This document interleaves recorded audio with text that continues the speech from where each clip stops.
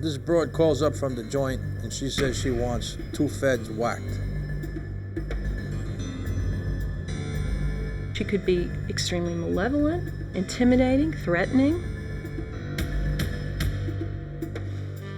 If you're trying to fake mental illness, wow, hearing voices. Everybody knows that when you're hearing voices, you have to be crazy. Okay, B, every day at noon, the devil tells me kill someone.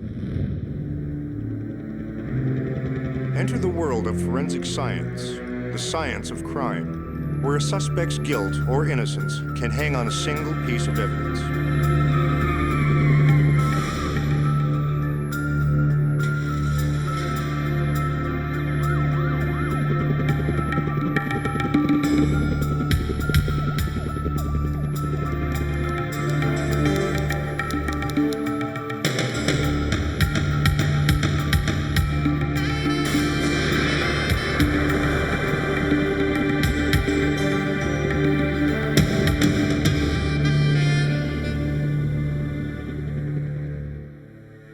She fleeced a host of banks and stiffed the finest New York stores for over $50 million.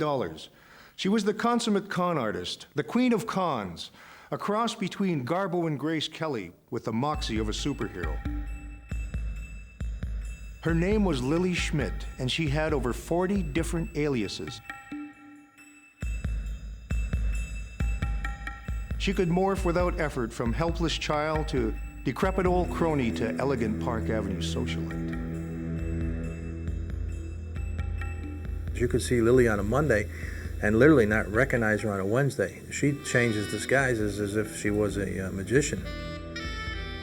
Lily was what is known as a paper hanger, a con artist who forges or counterfeits official documents, checks, securities, and passports. The first time Lily was arrested for forgery, she was sent to New York's notorious Rikers Island. She escaped by posting bail with a forged check. It took authorities 2 years to catch up with her.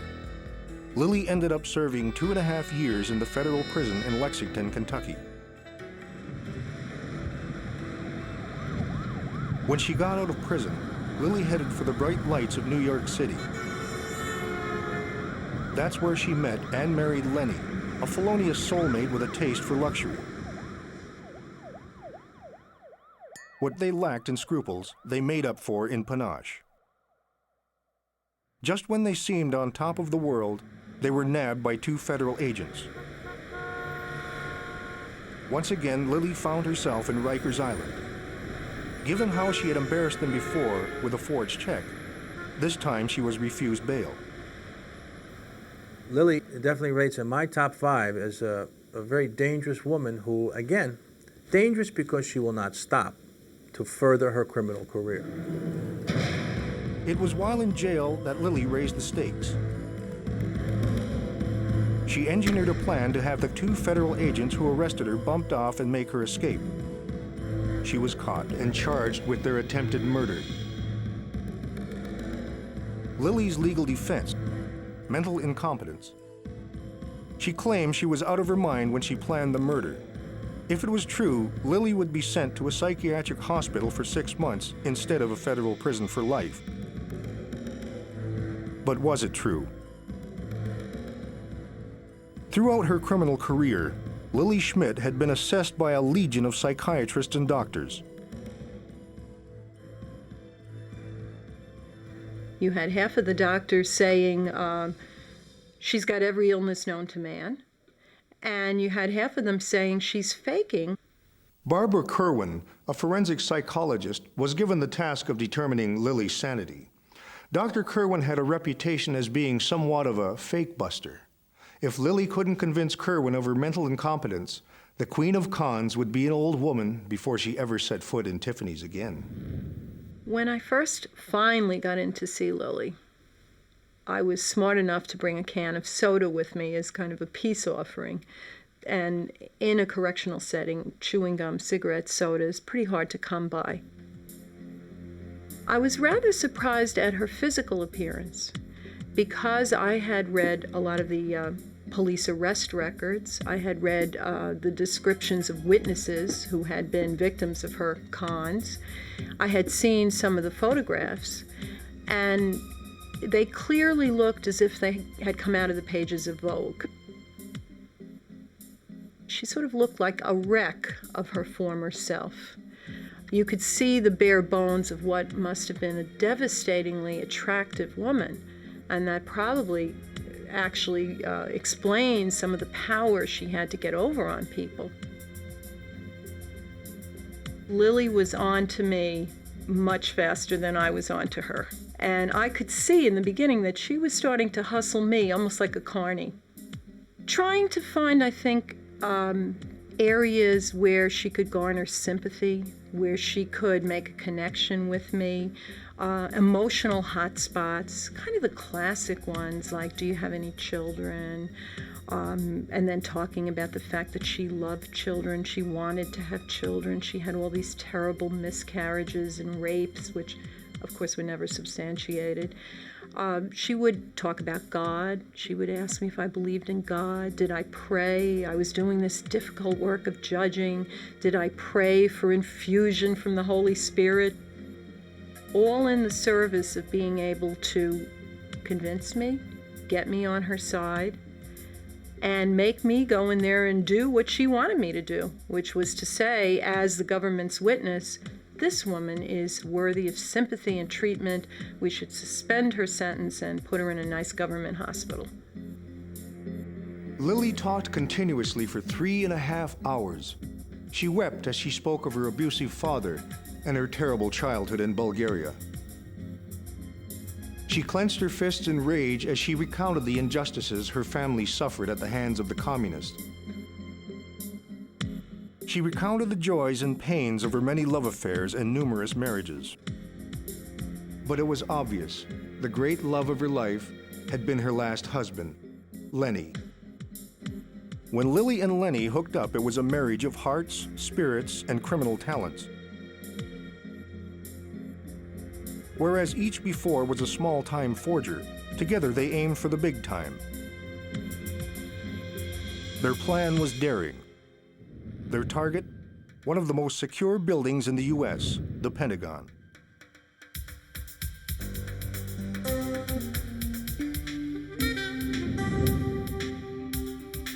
While supposedly on tour of the Pentagon, they slipped through a cordoned-off security area and made their way to the office of Head of Security, Colonel Michael King.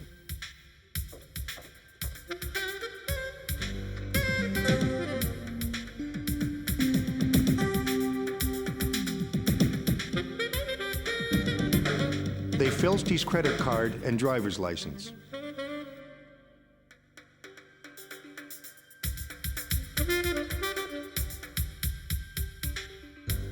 Back in their penthouse, Lenny doctored the ID, made up a companion ID for Lily, and voila. Lenny became Colonel Michael King and Lily, his wife, Mrs. Courtney King. Then armed with this impeccable Defense Department ID, Lily and Lenny set off to bite off as much of the Big Apple as they could stuff into their hungry mouths.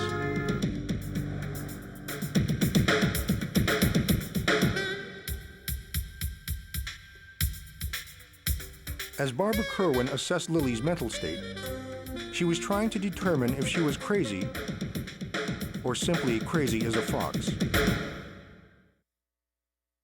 It would take all of Dr. Kerwin's savvy to know when Lily was telling the truth and when she was conning. You could almost feel like you were living the pages of a James Bond novel. I mean, she had even conned the chief of security of the Pentagon. So, you know, it became almost fantastic, and you had to anchor it. As Colonel and Mrs. Michael King, Lily bragged that she and Lenny bagged about $100,000 a day. They targeted banks and financial institutions, opened lines of credit and bank accounts, all of which gave them access to immediate cash. One of their favorite schemes was creating forged certified checks. Somehow they decided that $70,000 was a magic amount. Then they would go into a prestigious New York store, eye some expensive item, flash their Defense Department ID as Colonel and Mrs. Michael King, and pay for the items with one of their bogus $70,000 certified checks. Their lifestyle was that of a royal couple. If I were doing marriage counseling with them, I would have to say that this was a perfect match. It seemed to be one of the few enduring human relationships that Lily had. Lily and Lenny never realized that their dream world was about to fall to earth when the real Michael King began getting bills from purchases he'd never made and irate letters about lines of credit he'd never opened. He notified the Department of Criminal Justice. Investigators began tracking Lily and Lenny's exploits. They realized that most of their scams took place along New York's fabled Fifth Avenue, so federal agents handed out flyers to merchants and security officers in the area with a description of the pair. It was a Friday. As Lily and Lenny got ready, they had no idea what lay in store for them.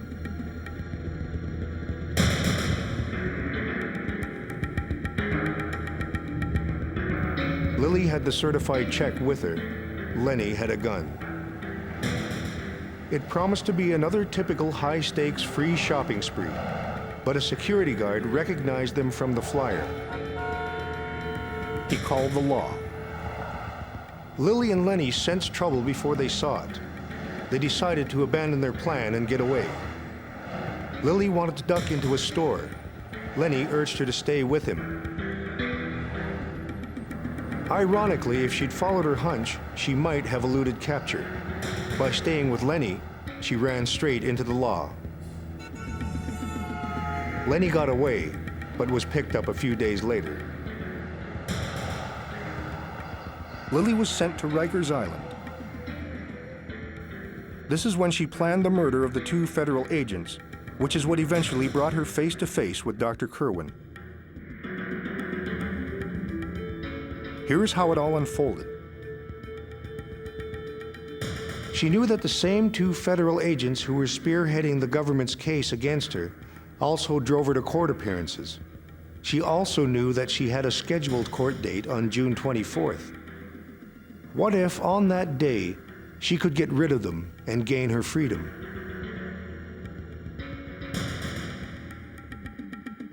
She sussed out a fellow inmate who had mob connections. After some small talk, Lily mentioned she was looking to hire some hitmen. She offered the inmate a $50,000 finder's fee. Lily's contact bit and provided a phone number.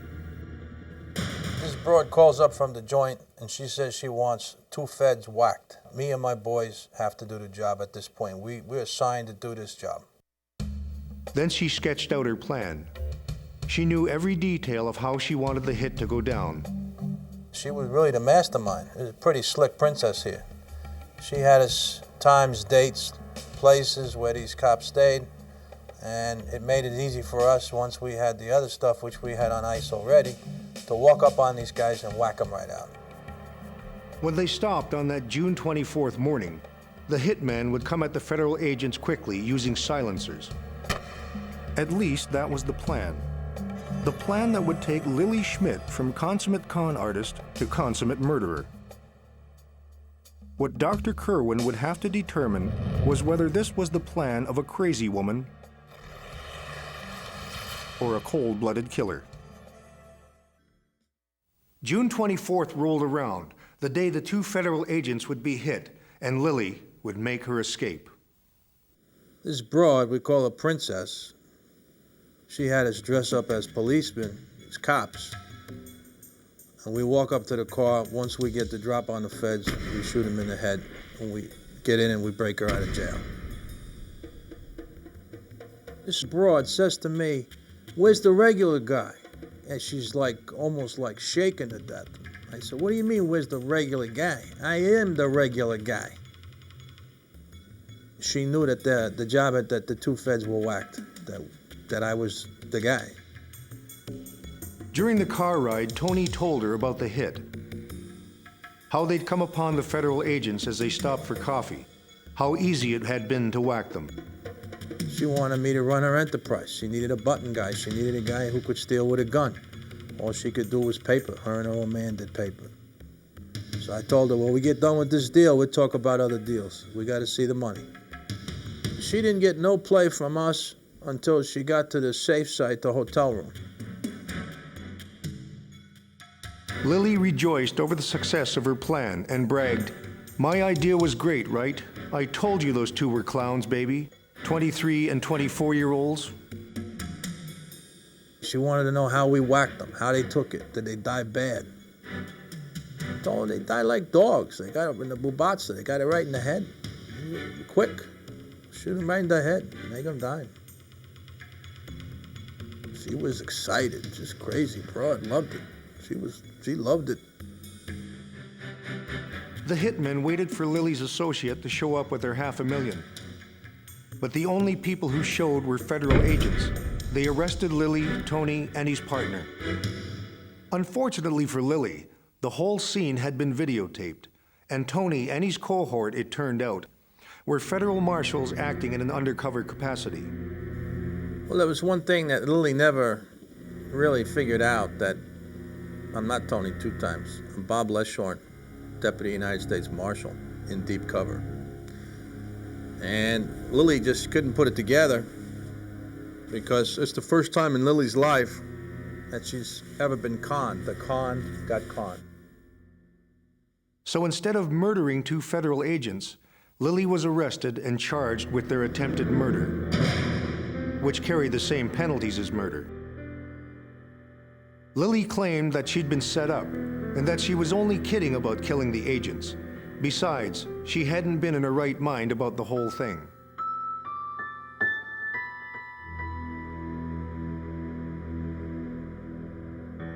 The truly mentally ill do not commit crimes with an accomplice. They don't have a collaborator like Lily had Lenny, or Lily dealt with supposed hitmen to take out the federal agents. Because the nature of severe psychotic mental illness is such that it alienates people from communicating with other people. So in that regard, Lily was making clear choices, and that's the issue of criminal responsibility. So Lily was judged to have been in her right mind when she planned the hit on the 2 federal agents. But the con artist had one more con up her sleeve. When I first saw her, we were talking about an issue in the past. Was she so mentally ill before that she shouldn't be convicted of the crime? She lost that round. She was convicted. So now we're at the next round, the last round. Is she so mentally ill that even though she's responsible for the crime, it's inhumane to put her in a prison? So now she has to become mentally ill right at this moment in time. So the mouse moved in. Lily told one examiner that she saw a mouse walking on the walls of her cell. The mouse laughed at her and told her she was hopeless and that everyone was against her. "How pitiful you are," the mouse declared. That's when Barbara Kerwin persuaded Lily's defense attorney to administer the HSAS test, the Hidden Schizophrenia Attitude Scale. The issue always in a forensic case is telling the fakers from the real thing. The difference about the HSAS is that there's very little wiggle room. You must choose between 2 alternatives, each of which is sort of bizarre sounding, may not describe your behavior, counterintuitive. The correct answer, so to speak, to either appear sane or to appear insane is not apparent, even in the wording of the statement. You will start with the sentence stem, about hearing voices, and you must choose either A, this is something that has never happened to me, or B, every day at noon the devil tells me kill someone. Now, if you're normal and you have no reason to want to distort, most likely you're going to pick A. This is something that's never happened to me. if you're trying to fake mental illness, wow, hearing voices. Everybody knows that when you're hearing voices, you have to be crazy. Okay, B, every day at noon, the devil tells me kill someone. I have given this test to hospitalized schizophrenics, and they looked at answer B, and one of them said to me, I don't know which way to answer because the devil does tell me to kill, but not every day it's at noon. He tells me that periodically on sort of every other Sunday. Lily obtained the highest score anyone had ever had for faking. Lily was not having voices tell her to kill federal agents. She wasn't having a delusion that the federal agents were trying to kill her and she had to do this in self-defense. Lily had a clearly articulated plan, and the goal was to suit her purposes of getting out of jail. In the end, the judge decided that although Lily might seem to exhibit some of the symptoms of schizophrenia, her behavior was better explained as faking symptoms in an effort to appear schizophrenic. Lily Schmitt was sentenced to 30 years in prison for attempted murder. Lily Schmitt is a extremely dangerous career criminal because she will stop at nothing. You get up in the morning, you get dressed, you go to work, whatever your profession is, you're proud of it. Lily is proud to be a criminal. If Lily gets to a telephone, someone's in trouble. This is the con's con. She never grew up, and in fact, that's a way to look at Lily without perhaps romanticizing her, that she was like a willful, pampered, and very precocious child playing with the world and people's lives as if she were playing in a dollhouse. She will never have security. She will never have the family that she used to fantasize about. She'll have a penitentiary, an infirmary, a series of various jails as she comes through the 30 years of her sentence. And at some point in time, and this is the real tragedy, and when it really will hit her, is she will be nearly a 70-year-old lady given a suitcase and $30 and a set of clothes and put out on the street. And all she knows is conning. And we'll see what works for a 70-year-old con artist. It is one thing to like and admire and even relish the escapades of a con artist, but when the ante is up to murder and the individual tries to escape the consequences through a psychological loophole, fascination turns to disdain. Lily Schmitt was a consummate con artist, but in the end, she couldn't con the system. The stories on Exhibit A are based on actual cases. The names of the victims have been changed to protect their identities. The names of the guilty are real.